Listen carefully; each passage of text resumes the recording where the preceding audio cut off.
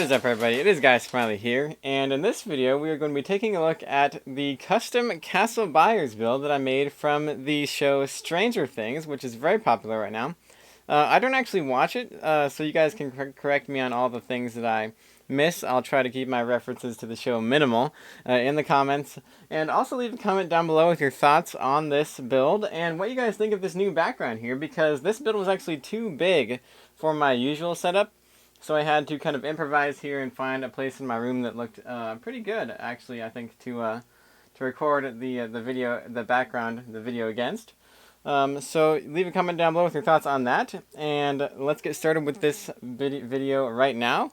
This build uses 740 pieces, and I know that because I built it on LDD, and then I switched to Studio to make the instructions for the build, which are available for free down in the description if you guys want to build this yourselves, which I know a lot of people probably will, because I don't think that LEGO's going to release any more Stranger Things sets, so we're left kind of on our own to build whatever other locations we want to see from the show in LEGO version.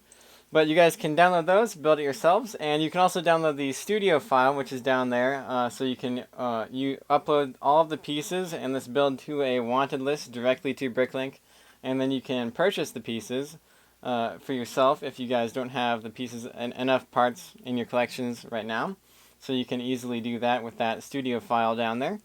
And it'd probably take about $100 to make this build, because that's just kind of like the average that I found when I did it myself, just to see how much it would cost. You could probably get it done for like $70 if you guys have a lot of leaf pieces already, or if you guys kind of order from different stores and kind of really be careful where you're buying from to find the best deal for each individual piece.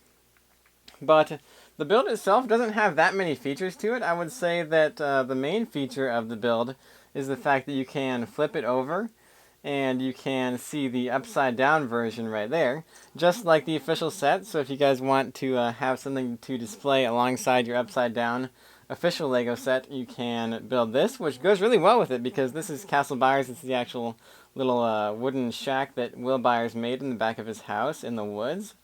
So the inside, there is an interior to the build, which we will take a look at right here. Both of these are identical. They're just mirror images of one another, which was a really interesting build experience, actually, because I'd never actually built anything, two things at the same time that were mirror images of each other. So that was kind of an interesting build experience. But inside both of the halves of the build, we have a little pallet there, which kind of looks like something that Will would drag in there to make his bed on. And then on top of the pallet, there's the bed, which is dark blue in this case. And then on the normal side, it is red. And there is a little water jug at the foot of his bed, and then a little table there that he can sit things on while he is sleeping. And then there is a flag on both builds.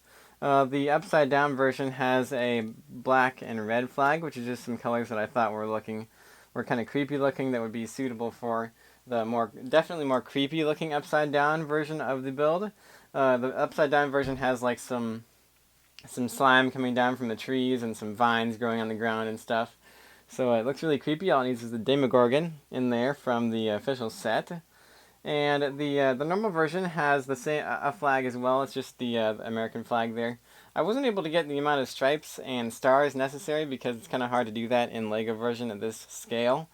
But anyways, the front of the build has some pretty cool details. I kind of like how I was able to get the sticks, the way it looks like sticks and stuff just stacked on each other, like some kid was just making a shack in the woods, which what he actually did.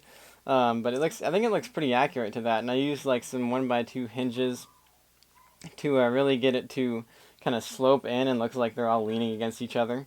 I did make some custom stickers for the build. As you can see there, it says "All Friends Welcome, Home of Will the Wise, and Castle Byers" on the front of the build.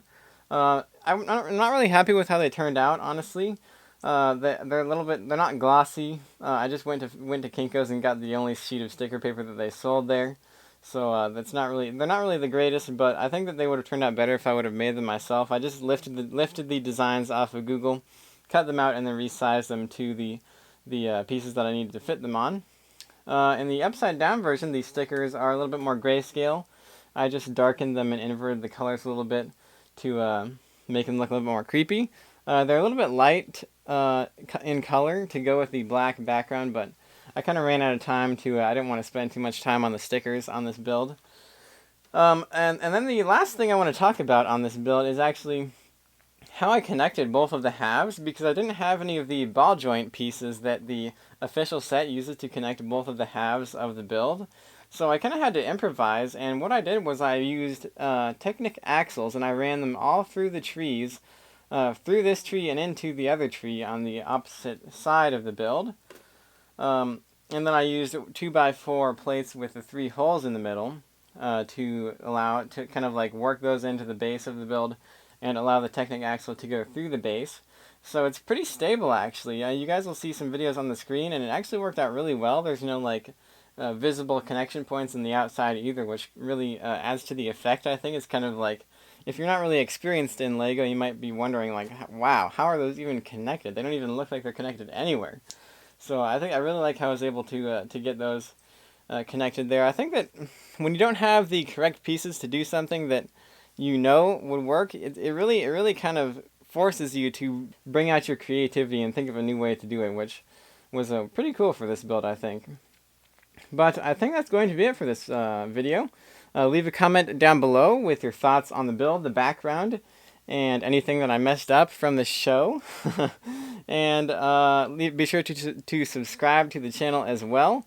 And I will see you guys in the next video.